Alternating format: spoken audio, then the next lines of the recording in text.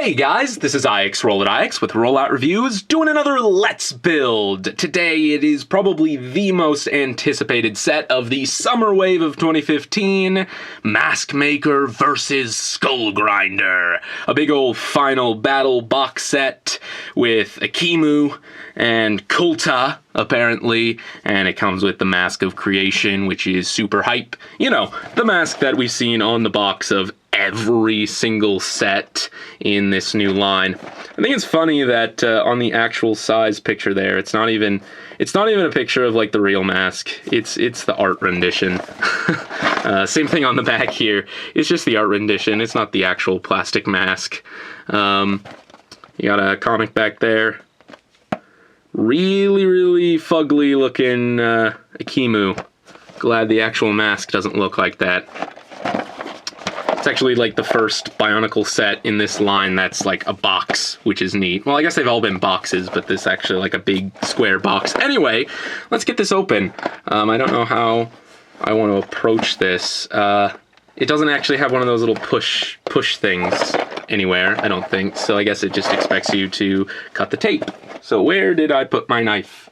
Hello? Knife? Oh, there you are. Okay. So, am I doing this from the top? I want to make sure I'm doing this from the top for some reason. I don't know. I'm picky.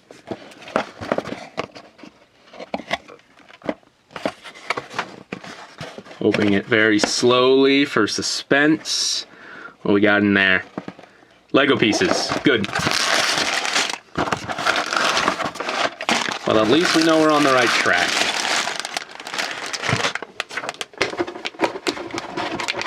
I guess I can't really close this box because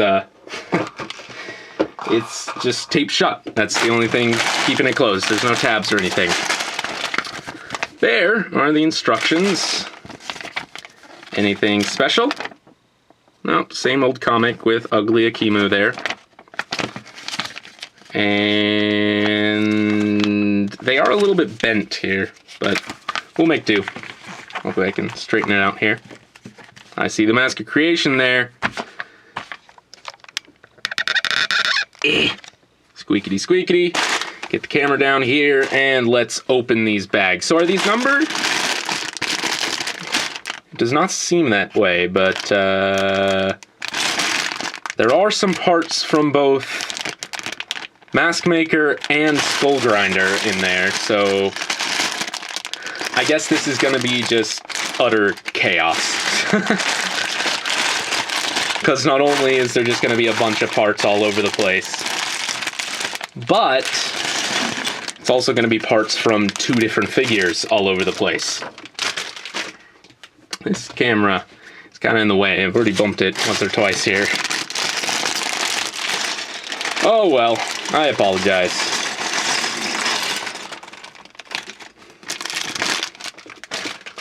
I don't try too terribly hard to make these build videos, at least. All that professional.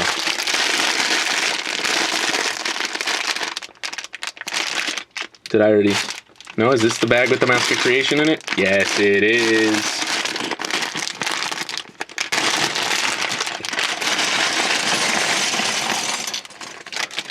Unfortunately, I don't have the Toys R Us exclusive set that came out in 2009, the Toa Motonui. So I don't have a golden Mask of Life, which is unfortunate. Like I have the yellow one that came in the Glatorian Motonui set, but yeah, the golden Mask of Life I do not have. But I do have the golden Mask of Time, and now I have the golden Mask of Creation here. I love the detail on those tiny little, like, etchings in it. Looks super regal. This is one of my favorite mask designs, like, period, honestly. I think this thing looks great. If you don't know, the Mask of Creation actually technically existed in Generation 1, which is why I'm bringing up the Vahi, the Mask of Time, and the Ignika, the Mask of Life. I don't know why I forgot that, I just said it. And those 3 masks were the 3 legendary masks from the first generation. So having a mask of creation, even though it's not in the proper generation, is still kind of neat. Because we never got one in Generation 1 in set form. Artaka, the guy who created the Toamata in the story, wore it. And to be honest, we didn't really know what it did. And we still don't know what it does now in this generation, but I suppose we'll find out. Anyway, let's get to building this thing. First step. Very simple. Okay, now, gosh, there are a lot of parts here. Hopefully we don't lose our way too fast. Okie doke, there's one leg. And we just build ourselves a second leg. If we can find the right bone piece, here we go. So yeah, we're building Kulta, the skull grinder, here first. And apparently he's pretty big. Which, considering how when I first put together Warrior and Basher, I thought they were pretty short. It'll be a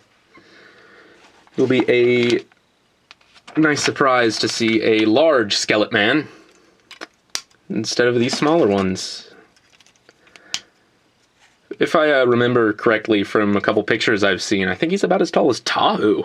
And Tahu is the tallest of the new Toa, so that's really cool. I think he's sufficient year-end final boss material. If that's really what he is. I mean, I haven't really read the book yet, of course, because it hasn't come out. I have pre-ordered all of the books that are available for pre-order on Amazon, except for the activity book, but I'm not too 100% thrilled with that. Just because... am I doing this right? I don't think so, actually. Just because, whatever, activity book, how, you know, like, I'm sure it's, like, stickers and games and whatever. I think it does come with a mask, but I think it's just a golden golly mask and nothing super exciting. Yeah, I totally did this wrong, by the way. I need some of these pieces here, actually. And that goes through like that. And then... what? Oh, yeah, I guess that's right. And then that goes on right there, like that. Okay. Anyway, but yeah, like the first chapter book and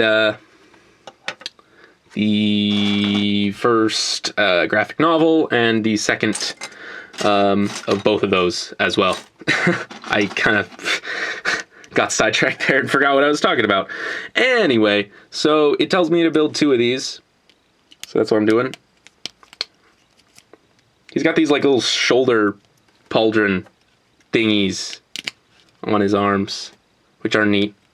I've been told by many people that, yeah, that little gear there is not going to be enough to give him friction, because he's got this, like, giant weapon.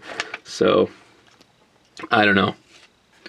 Hopefully it's not too big of a problem. I like keeping my sets how they're meant to be built, you know? Like, I don't like modifying things too much. And so I hope that it doesn't, like, require any modification. Fortunately, I didn't think any of the Winter Wave sets required any modification. I mean, some of their gear functions have got a little loose, just because, well, that's the way it is. Like, you know, pretty much all sets do that. They get a little loose over time, but... yeah, so some of them don't really hold up their gear functions as much as they used to, but they're still pretty solid. And again, I haven't had to add any friction to any of them as far as I'm concerned. You know, some people might not be so patient as I am with getting their arms in the proper position without having to add more friction. But yeah. I'm just kind of talking at this point.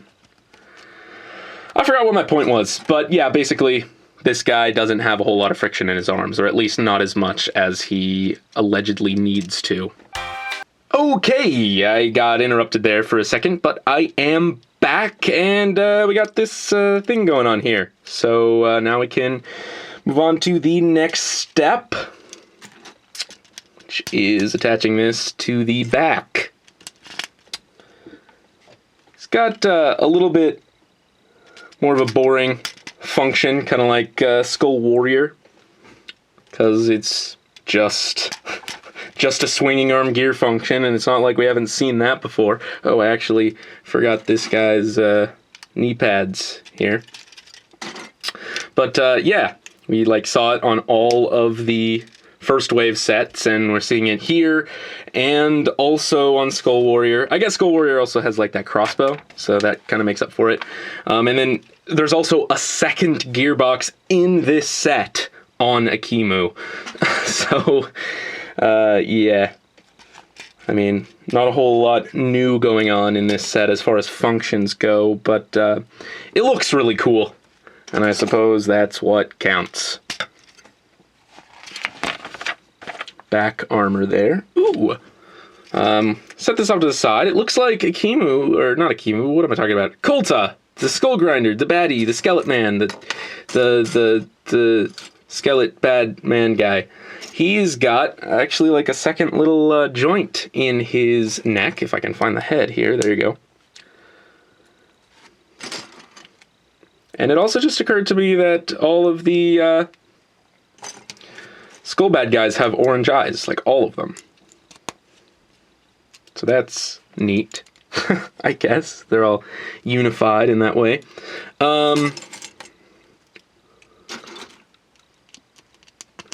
He's also got little horns here. Oh, I actually just, second nature, put a too long axle through there when I shouldn't have, actually. I'm supposed to put this in instead, because he's got horns too. Much smaller horns, though, than Skull Basher. If I can find the second one here. Is this a new piece? I don't know. I don't usually know about a whole lot of new pieces. I need a lot of help with that. And you guys are definitely there to tell me if it's a new piece or not. I think in one of the Protector reviews, I was like, is this... Have I seen this before? And I totally had. It was in Hero Factory sets that I own. And I was like, is this a new piece? And you guys are like, no, you're an idiot. That's not a new piece. Are these new pieces, though? I guess they could have been in a Ninjago set? Excuse me. Yeah, I guess they could have been in a Ninjago set before, or maybe some of the Chima Ultra builds, but they look new to me, so there's that. Anyway, there's a head. You got this guy's head. And that goes on here, just like that. Yeah, so allegedly he'll have more articulation in the neck. Now, we move on to build the arms. The arms, as a Canadian would say. Not to be racist, but or insensitive about accents, but I mean, it's true. Listen to them. At least that's what I heard. I can't even find this friction extender. There it is. I did it. Okay. And we got these. Does he have extended little bone pieces? Are those the same size as all the others? I don't know. But now I gotta find another arm piece. I mean, I'm assuming his arms are the same on both sides, although I learned from Skull Warrior that that's not always the case, so there's that. But at least up until this point, it tells me to build 2 of them, so I'm good. This guy is a lot bigger than all of the other Skull Bad guys, which is good. Like I said, he's final boss material, being so tall.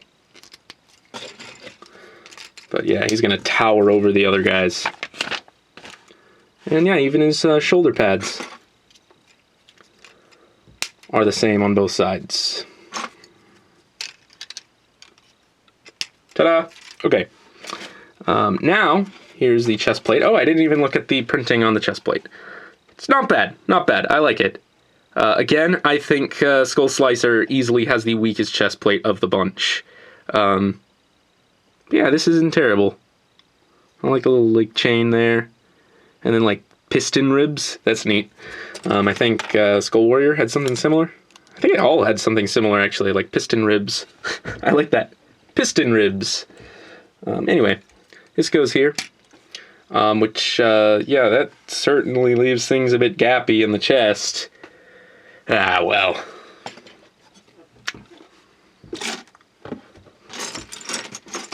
Next, is this the proper one? Yep, that is the right length there. This goes here. Actually, I wonder why that, like, does this store on his back or something? I don't know, man. Seems to be like it's weird that there'd be a hole there. Like, why didn't they just use a normal axle extender piece? And then great, I just set that off to the side. Or actually, I could just put it in his hand. The bottom of his hand here. And it actually told me to give him this sword, too. He's got a sword and a giant club, staffy, mask stealer thing. Which we will build right now. So...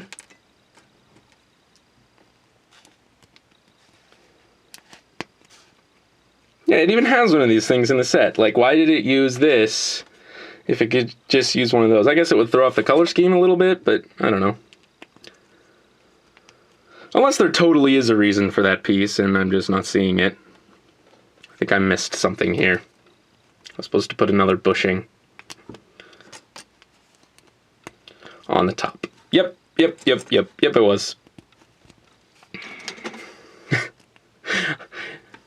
I just realized, like, after I'm done building Skull Grinder, I have a whole other thing to build here. Like, I'm not even close to done at this point. But, oh well. Now this looks cool. I really like what they did with the weapon here. It's like you build 3 of these,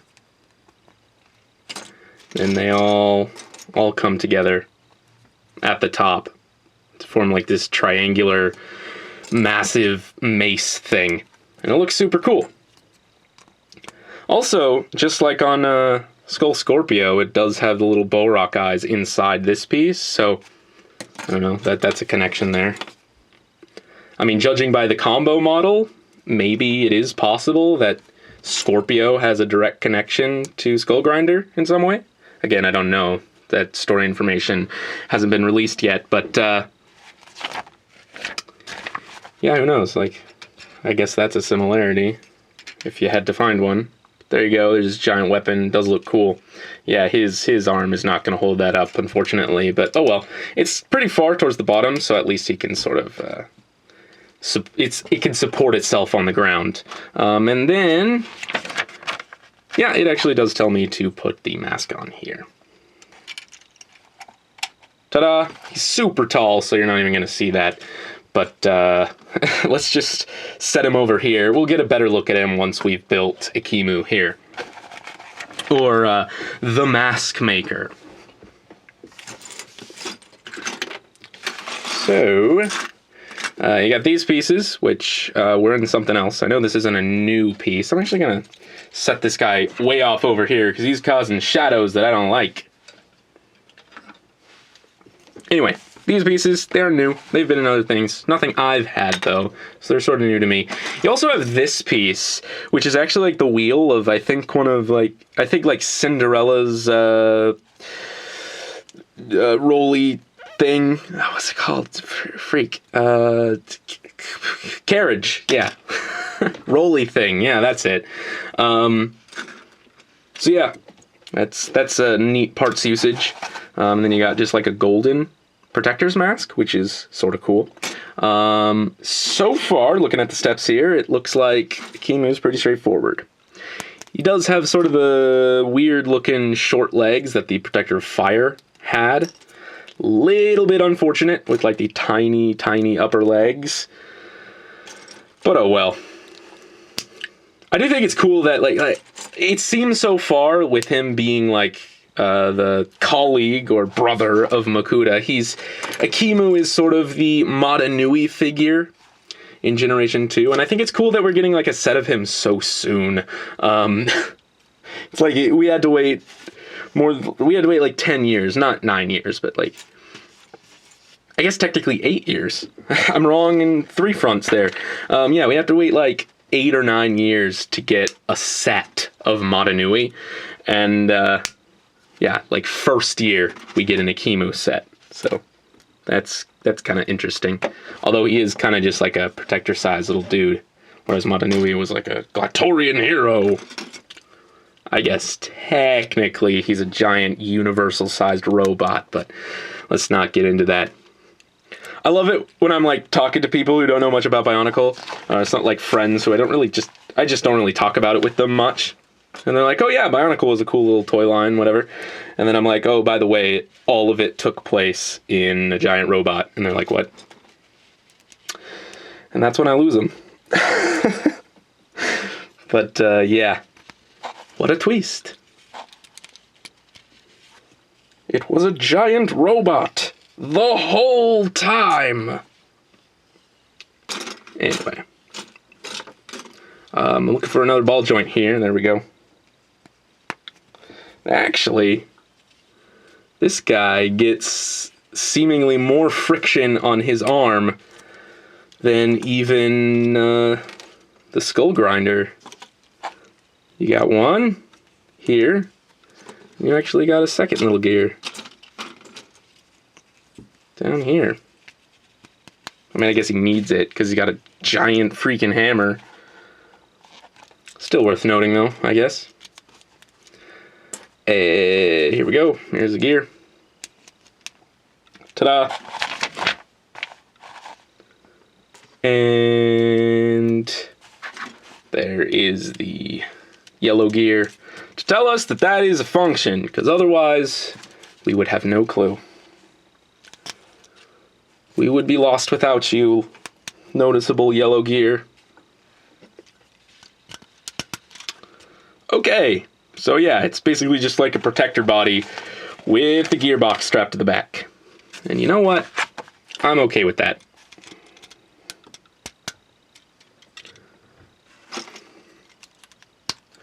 And from here, it's kind of like, I mean, he's most similar to the Protector of Fire, to Narmoto, as we now know the Protector of Fire's name is.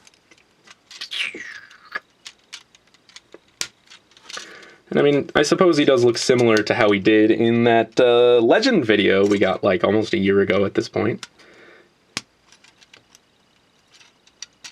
No, that was that? I think that was New York Comic Con, actually. San Diego Comic Con just happened at the time of this recording. So, yeah, but I mean, it has been a year since there were rumors that Bionicle was coming back. And that is super swell. Hey, at least Akimu does have elbows, though. Like, he's got kind of the same leg thing going on as Protector of Fire, as Narmoto. But, yeah, at least he has elbows. So there's that. And he's got these cool-looking shoulder pads. Like I said, I know they've been on other things before. I've never seen them. Like, I've never seen them in person. I know they're on something. I forgot what. I think they're on one of the Chima Ultra Build sets. Could be wrong, though. Probably am. Oh, well. So, yep, there we go. There's our man. And now we get to arm him up with some cool-looking weapons. So he's got, like, a Protector of Ice-looking shield going on, which is fine.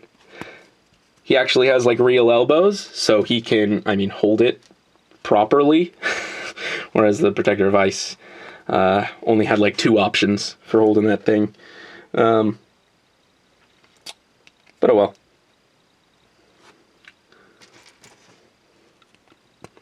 Slides on there, and then you got this going on. Now what? No, that's it, actually. Just take this, And take this. And it spins. It's a little saw blade ornate looking shield. And you're gonna give that to Eimu, just like this. Ta-da! That looks kind of cool. And now we're gonna make his big old mask making hammer. So, clickety-clack this in place. Then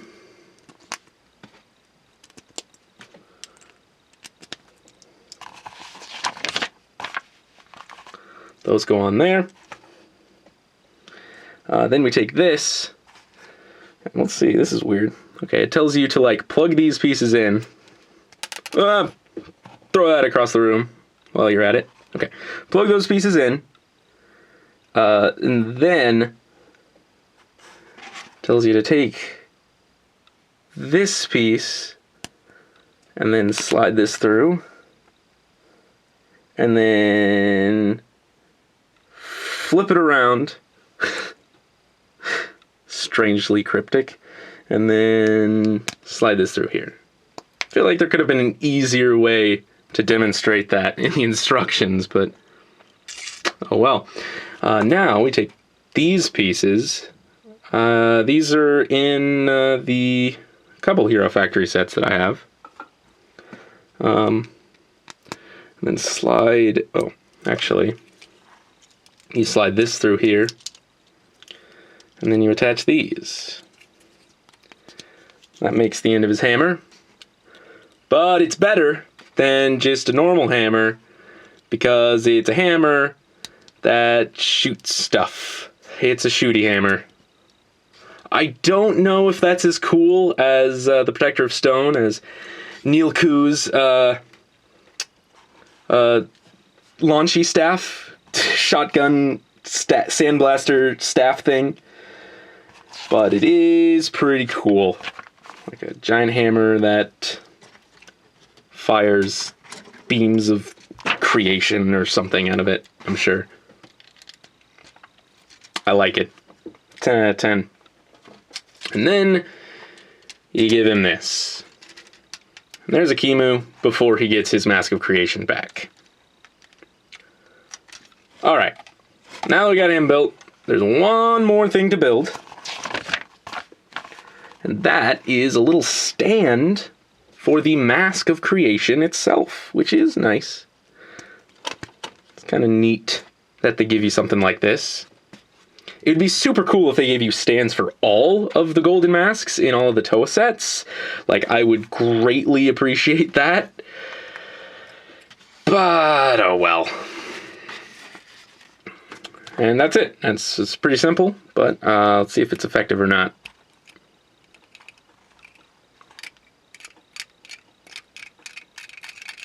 Am I doing something wrong?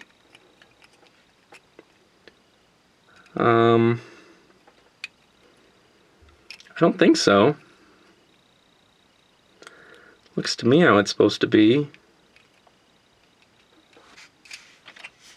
If so, that's it's kind of disappointing.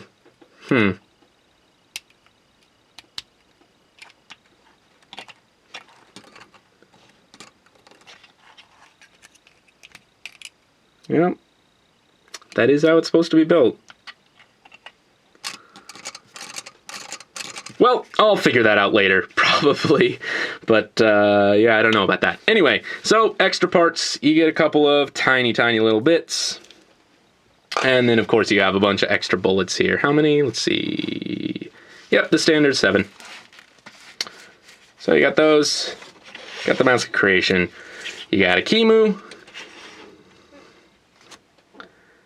And if I can bring up the camera here a bit, see if Skull Grinder will even fit in the frame at this point. You knocked over the mask. Oh no! See if I can bring up the backdrop a little bit here too. Is the Mask of Creation even gonna fit? Yeah, that's how tall he is. He's pretty massive, and Mask of Creation's kind of down here. You know what? Actually, I was gonna wait. I was gonna leave you hanging and wait until the review to show you Eimu with the Mask of Creation, but I plan on having Eimu on my shelf with the Mask of Creation anyway, so might as well do it here. So there he is with that. Yep, there is the set. It looks super cool, super big.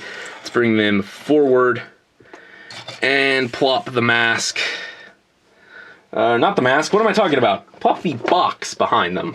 I don't know where my brain was going there. I was too busy thinking about the Mask of Creation, because this is a cool mask. Let's just look at that for a bit. Now, well, I've wasted too much of your time already, so that's about it. And this is IX Roll It IX, signing off.